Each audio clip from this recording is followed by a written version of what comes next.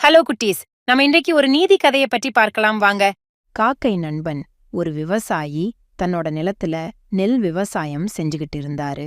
அவரோட வீட்டுக்கு பக்கத்துல இருக்கிற மரத்துல ஒரு பெரிய மரம் இருந்துச்சு. அதுல நிறைய காக்காய் வாழ்ந்துகிட்டு வந்துச்சுங்க. எப்பவும் தன்னோட வீட்டை சுத்தி சத்தம் போட்டுக்கிட்டே இருந்த காக்கா எல்லாத்தையும் அந்த விவசாயிக்கு பிடிக்கவே பிடிக்காது. இருந்தாலும் தன்னோட வீட்டுல இருந்த பழைய சாப்பாடு தனியங்கள்னு காக்கைகளுக்கு சாப்பிட கொடுப்பாரு. ஒரு நாள் அவரோட விவசாய நிலத்துக்கு நிறைய வெட்டுக்கிளிகள் வந்துச்சுங்க. அதுங்க நிறைய தானியங்கள் மண்ணுமில்லாம பயிர்களையே தின்னு தீர்க்க ஆரம்பிச்சுச்சுங்க. அத பார்த்த விவசாயி ரொம்ப வருத்தப்பட்டாரு. எவ்வளவு கஷ்டப்பட்டாவது இந்த வெட்டுக்கிளிகளை துரத்தணும்னு முயற்சி செஞ்சாரு. ஆனா நிறைய வெட்டுக்கிளிகள் இருந்ததால அவரால எல்லாத்தையும் விரட்ட முடியல.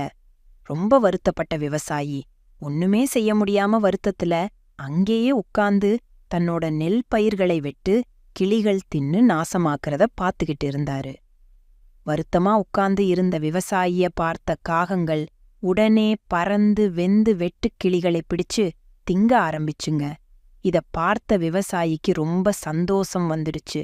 கொஞ்ச கொஞ்சமா எல்லா வெட்டுக்கிளிகளையும் பிடிச்சி தின்ன காகங்கள் எல்லாம் பார்த்த விவசாயி, அடடா, இத்தனை நாள் நமக்கு தொந்தரவுன்னு நினைச்சுக்கிட்டு இருந்த காக்கா எல்லாம் தான் கொடுத்த சின்ன உணவுக்காக இப்ப நமக்கு உதவி செஞ்சு நம்மள காப்பாத்திடுச்சேன்னு ரொம்ப சந்தோஷப்பட்டாரு.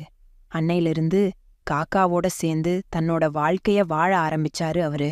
ஓகே குட்டிஸ், இன்னைக்கு நாம விவசாயிக்கு காக்கைக்கும் உள்ள நட்பை பற்றி அறிந்து கொண்டோம். மீண்டும் நாளை வேறு ஒரு நீதி கதையோடு சந்திப்போம்.